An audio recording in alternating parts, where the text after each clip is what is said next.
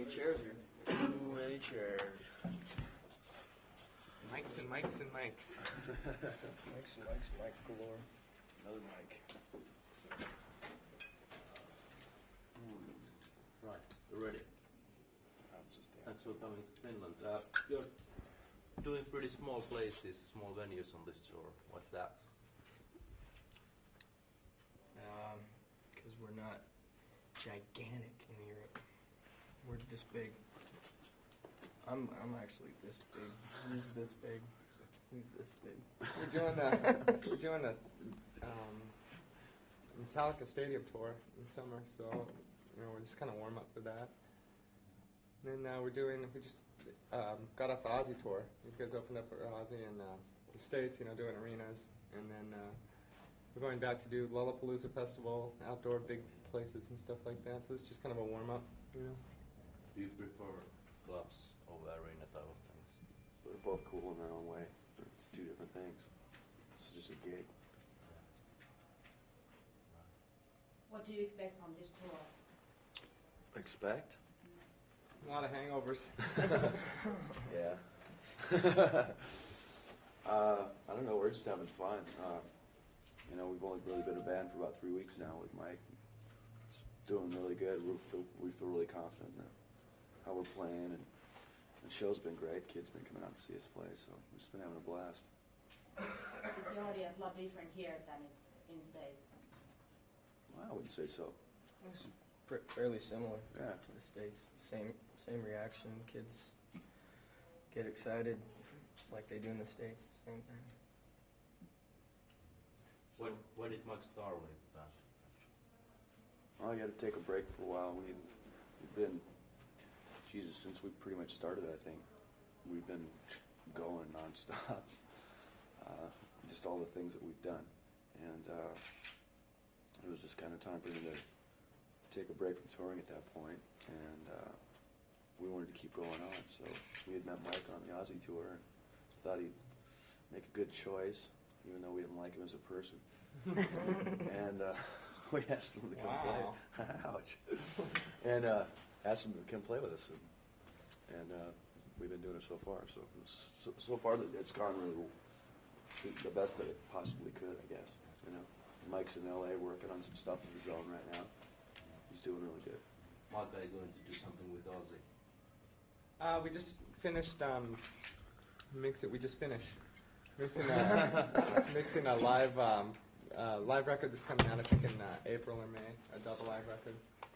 And he was also writing some new music and stuff like that. Ozzy's got a lot of things going right now, and as we all do. So we're just kind of working together. If the timing's right, we'll do both. But right now I'm just with these guys, drinking way too much here in Finland. Does anybody have a cigarette? Yeah, they're supposed to ask questions. Thanks a lot. I got one of my own. Yeah. Appreciate that. Thanks, bro. So Facelift already sold like 500,000 units, and then Dirt debuted at number 6 on Billboard. Did you expect that kind of a success with your first and second album, in a way that it seems to me that even with or without any Nirvana and Seattle boom, you would have broke through with this second album, but did it surprise you as a band? Because you ain't like your average Yankee Doodle Dandy pop group. I think it was a surprise to all of us. We didn't know we were an average Yankee Doodle, happy, peppy, zesty rock group, though. That's news to me. No, we're not one. Oh, okay. Um, Well, I want to be known as that. In fact, we I should know just you change as the name that. to that. No, I mean, I think maybe we expected to chart it maybe 199 out of 200, not number 6, and we were real pleased. It's a nice surprise. Yeah, it was definitely cool. Those kind of things you really can't, it's really kind of a waste of time to try to expect what's going to happen. The people are either going to buy it or they're not. Sometimes it's really hard to tell what people like, something you're totally sure somebody's going to dig. They'll hate it. And the stuff that that if you just worry about what you like, it usually works out pretty good. You were also on this singles movie soundtrack with Wood, so do you think that it sort of helped to promote the Oh yeah, coming album? total. What do you think about the movie? It's about to come to finish Oh, it is. cinemas in the spring. Would you recommend it? It depends on what your taste in movies are. It's kind of a sappy love story type thing. It's a good thing to take your girlfriend to. Yeah. Yeah. Did you have any acting parts in that film? No, we just played live. Have you changed a lot as human beings while doing this, or?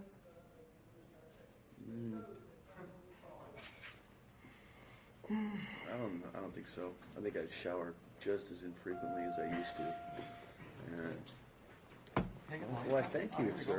Hello. The happy Brit, We still smoke too much too. Mr. Oh, Kevin maybe- Wilkins. Maybe just in getting more bold or more Confidence. confident, just about, and also, knowing when to be polite and not to be polite. Not unpolite, but people want a lot of your time, and sometimes you have to draw the line and say no. A year ago, I probably couldn't have said no, but now I can. I'm saying no right now. I'm leaving. I'm gonna take a shower. What has been the biggest surprise for you in the music business, or has there been any surprises? Oh yeah, the biggest surprise is that it's hard work. I was told there's supposed to be no work involved.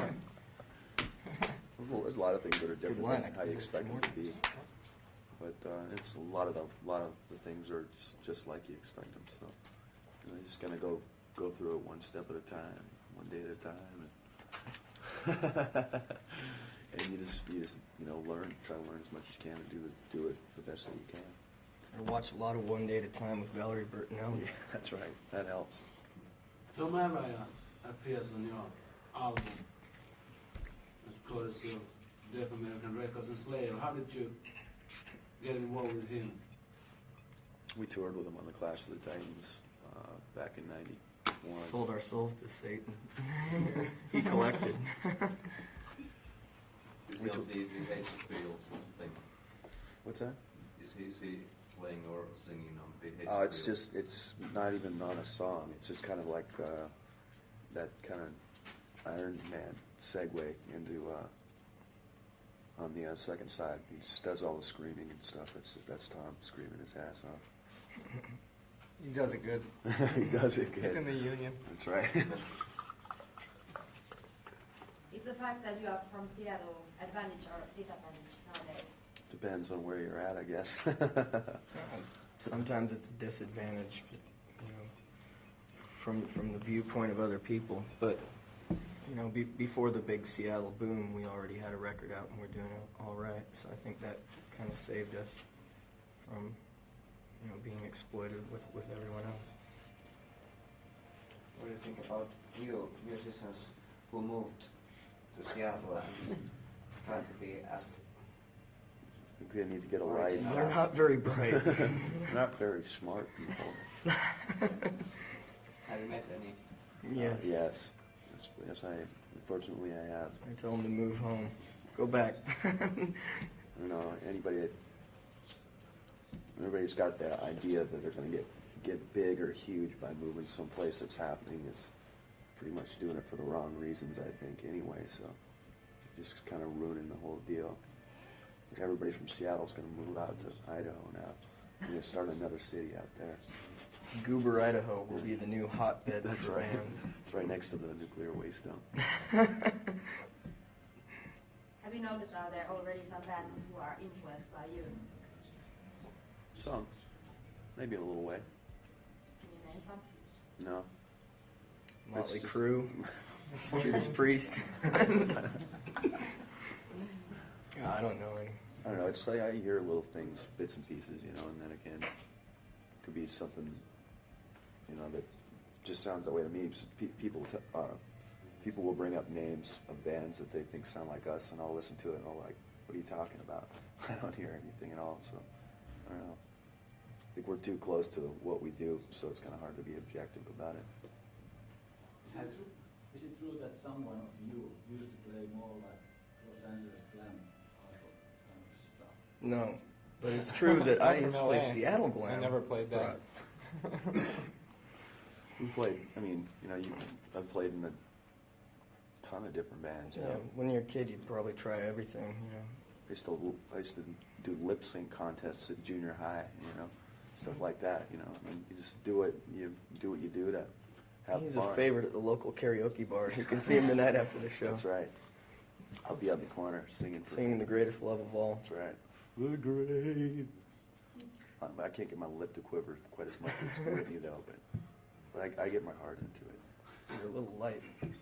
Were you influenced by such still bands as TKO or Q5?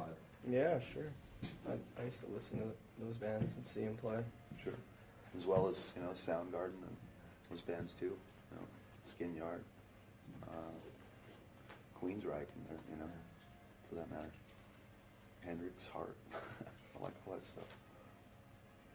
Have you ever described your music alternative, and do you still do? Alternative? I've never really described our music as anything like with a title. Their titles are so bland, it's like, it's just a word, it doesn't really mean anything. Spooky moves.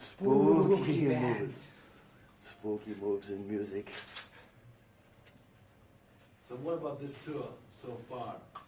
You toured USA with Screaming Trees, and now you're traveling around Europe with them, so how do you get along?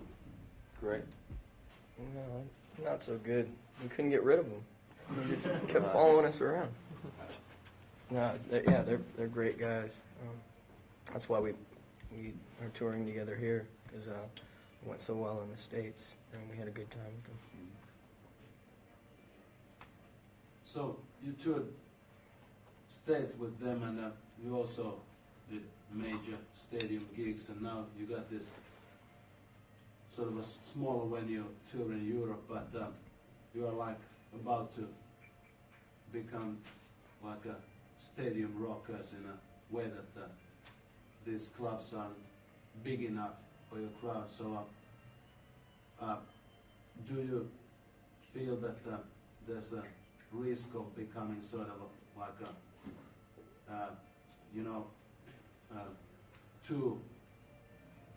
a too big for yourselves in a way that it starts to affect on your music?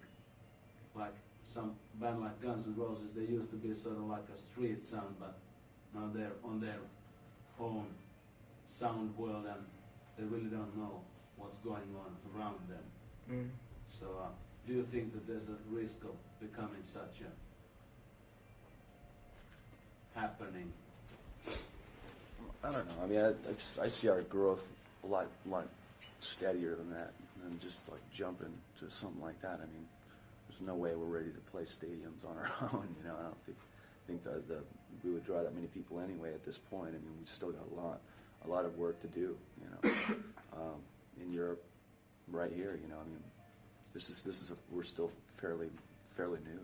We're still pretty new in the States, so it takes time to really build a good following and be able to do both things. I mean, and I'd never want to be in a position where that's the only kind of places you could play. It just would be no fun.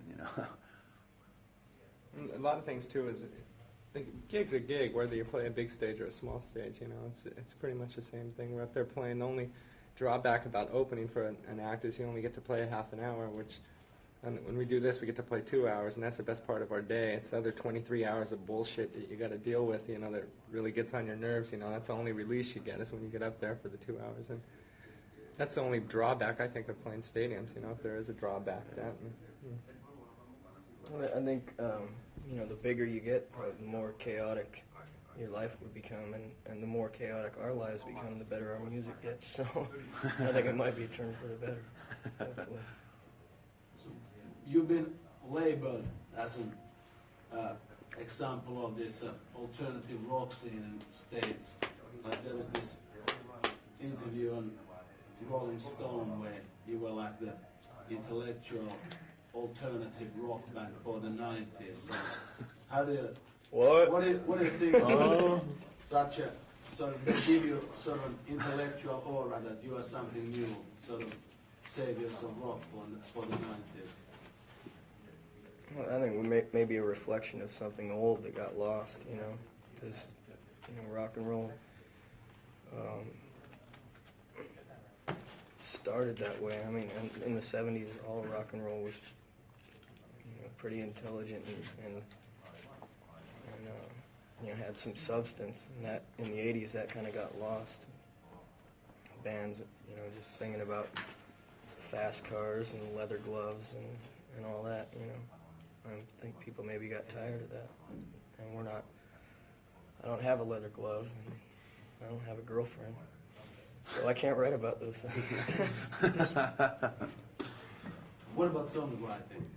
Because these songs are usually just, there isn't like a band credited on them, or so is it like, you know, you do a song, make a song and it's there, so it's like, well, it goes like this, or is it like, you know, the arrangements are done in? We all arrange the songs together. I mean, one guy might have a pretty strong idea about what the song is and show it, you know, show it to the rest of the band.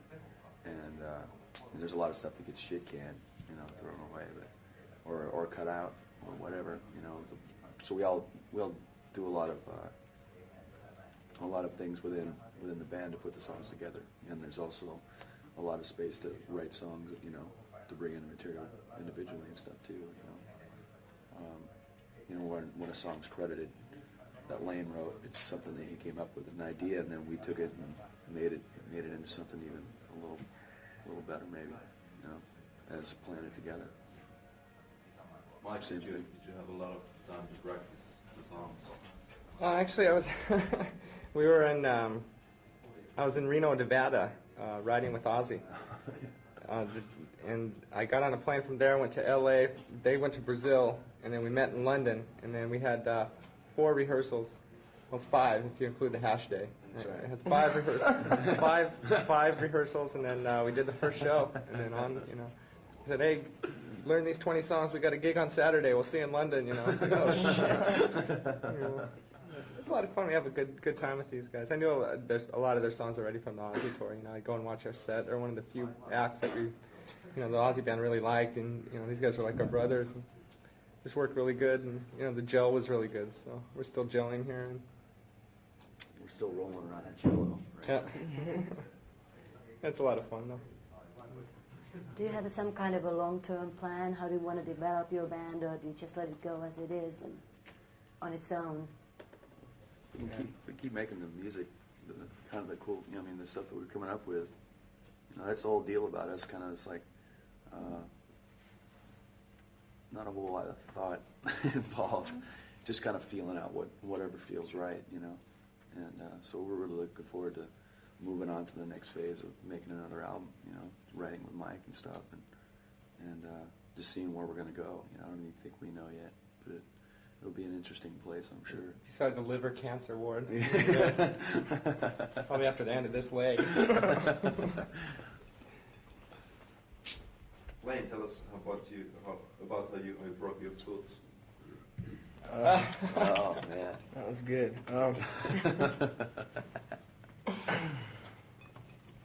A train ran over it? No, it's a better story than the real one. I was riding a 3-wheel, all-terrain vehicle. Where is it? Oklahoma State Fair. Yeah. Oklahoma. And the production manager on the tour saw me riding out his window and radioed to the crew members, some of the crew, to stop me. So they were all waving their arms in front of me, and I was going full speed, no brakes. I turned and was either going to run into a truck and break my neck or try and jump off, and the bike ran over my foot.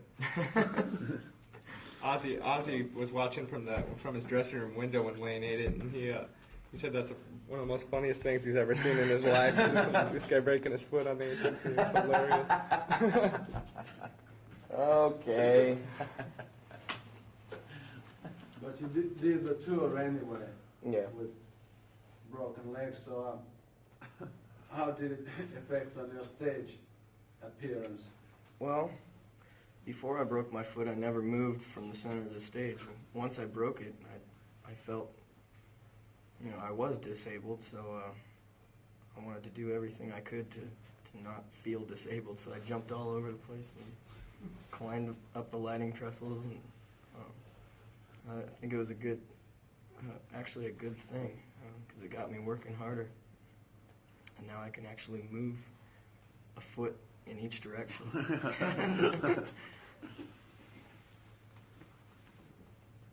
What do you feel about the record companies exploiting this Seattle thing? Do you think it's a temporary thing? Yeah, I think the whole Seattle scene, the big boom of bands out of Seattle, is a temporary thing. I don't think that you'll see a whole bunch more bands come from Seattle, maybe a few more, but I think people will start looking in other places. Kind of opened everything up, though. It's not like everybody's going to L.A. and New York anymore, you know. Right. If you're a big fish in a small pond, the record companies see that more now than if you're just stuck in L.A. And comparing the Seattle scene to the L.A. scene, it seems like the L.A. scene, a band will get together and they'll play a few gigs, and the record company will sign them prematurely, and when they're not ready for it yet, you know. And there's no real scene developing like in L.A. or New York, I think, you know, except for that hardcore underground scene in New York, you know. But in Seattle, these bands have played together for years and years and developed and really grew together, and the songs reflect that. I think their songs are really good songs, valid songs, you know, and I think that if a band, you know, if 100 more bands come out of Seattle and they're good bands, and that's all much better for the industry as opposed to, you know, signing all these glam, these glam bands that, you know, can't play their instruments and stuff, you know, but, you know, music's music, and it's just good to see some good stuff coming out now as opposed to this other crap, you know, we've been living with for the past 10 years, you know. But Alice in Chains made a record deal with a major label long before this boom even started, or at least Nirvana broke through. So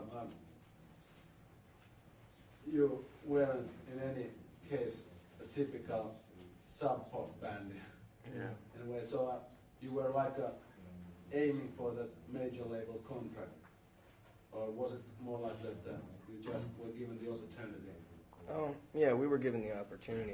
Of course, you know, we would dream about that and think about it and talk about it and get excited about the idea of being on a major label and selling a lot of records. But realistically, I think our goals never really exceeded just being a big Seattle band. We wanted to be big in the clubs in Seattle, you know. That was as far as our dreams went until we were approached, and then then we were happy with it, and we were ready for it by that time. Have you noticed that America has changed maybe dramatically now when Bill Clinton became a president? I haven't been home since Bill Clinton became president. Yeah. He's going to play saxophone on the next record, though. It'll be kind of interesting to see how that all turns out. You know, I think everybody's, I think the population is a lot more aware of their government and that they have a voice in it. You know, that's the last 12 years has been pretty shitty, you know, as far as like, you know, the leadership that we had in the States. So, you know, I think everybody's kind of excited, looking for something to happen, but, you know, I mean, it's not going to happen overnight. Just kind of wait and see what goes down, you know. What did you think about his campaign, which aimed at young voters? I think it was killer. Very good. Got people up and awake, and, you know, a ton of young people registered and voted and saw what was going down and made a choice. So that was a really good thing, you know. Yeah, I think that's the biggest turnout for that age group, you know, my age group and younger, you know, that it's gone down in a long time, you know. What is the sweetest thing in stardom? What's that? I'm sorry. What is the sweetest thing in stardom? Stardom? Yeah.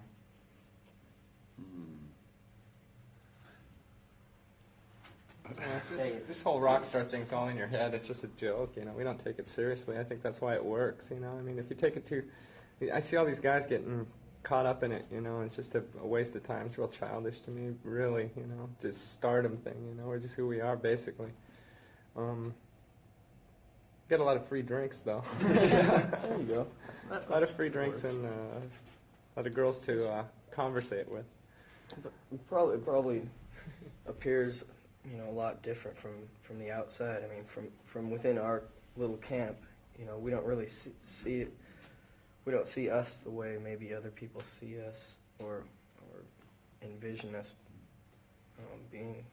It's kind of a big laugh to us from the inside. It's the same thing. It's like even before any of us were signed, was the four guys in a room just learned, you know, doing songs and making music. You know, it's the same thing. You know. I felt more like a rock star when I was 16. Yeah, playing my so did first I, show in totally a true. high school cafeteria. So. You have said that you don't want to be part of any trend because trends always die. How can you avoid being in? I think keep just doing the same thing we're doing, you know, and just Keep jam it moving and play. faster than the trends. Exactly. So you show what the trends are. Like we said, that's not really a big concern, you know. I mean, I would have to give the success of the music that we've written and what we've done to a lot of good work by us, and also a lot of people who've supported it. You know, people who want to listen to it. So, I think in that respect, you know, whatever the mood shifts to in the press about the Seattle scene or whatever in future years, I think the people who bought our albums and will continue to buy them in the future if we keep giving them music that's worth listening to, you know, and hopefully we can keep doing that. Do you feel comfortable making videos? Many bands don't like them. No. They feel they are better live. They're a pain in the ass. Yeah. I'm not an actor, but I play one on TV. Okay, last question, please. So what are your plans after this tour and you know, after, well, before coming over again with Metallica? We'll finish this tour and go home on the 8th of March. Take a couple weeks off, and then do another United States tour for about a month, and then come back from Metallica. And there may be another possibility for us to do another States tour. We'll probably be going until around September, I'd say, of '94 or '93, anyway. Okay, thank you, everybody. Thank you. Thank you.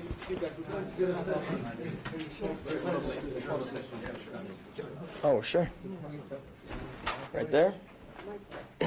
What do I do? You're watching more of this? Yes. That's fine. This is Layne from Alice in Chains. Is this thing on? And you're watching more of this. Thank you.